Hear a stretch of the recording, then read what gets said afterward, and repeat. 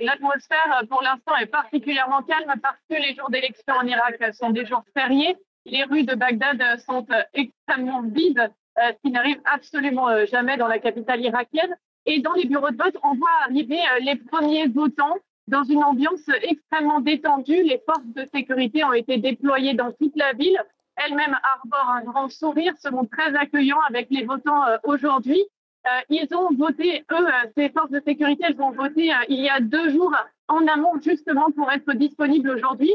Et dans la rue où je me trouve, elles sécurisent chaque côté de cette rue pour permettre à ce bureau de vote d'ouvrir, notamment aux journalistes, pour qu'ils puissent faire leur reportage en toute sécurité.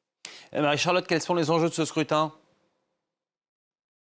Eh bien, les enjeux, et le premier enjeu, c'est de savoir, effectivement, vous parliez de stabilité en Irak ces 3 dernières années. Le gouvernement qui était sorti des précédentes législatives n'était pas le gouvernement qui avait obtenu le plus de suffrages, mais il a tout de même réussi à convaincre une partie de la population parce qu'ils ont réussi à rester en dehors des conflits régionaux. Et donc, la question véritablement pour le futur gouvernement qui sera issu de la coalition qui remportera les suffrages, eh bien, la majorité des suffrages, excusez-moi, c'est de savoir s'ils parviendront à maintenir ce calme dans un climat régional qui reste toujours tendu, notamment en trouvant un équilibre entre les relations avec les États-Unis et l'Iran.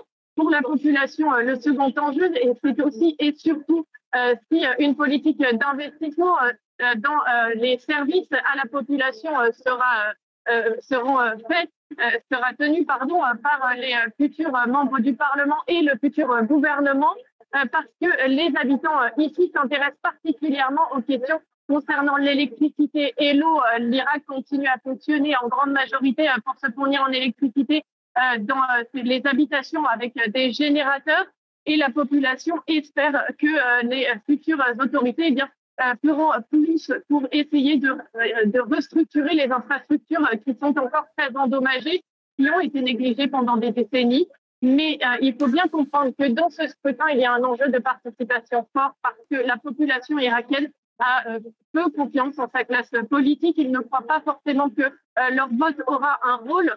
Et il y a eu des appels au boycott, notamment de la part des sadristes, qui étaient ceux qui avaient obtenu la majorité des suffrages lors des dernières élections, mais qui n'avaient pas réussi à former une coalition au Parlement, qui a fini par démissionner. Et c'est cette crise politique qui avait permis l'arrivée au pouvoir du gouvernement de Mohamed Chehab Soudani, issu de la coalition chiite à présent majoritaire au Parlement.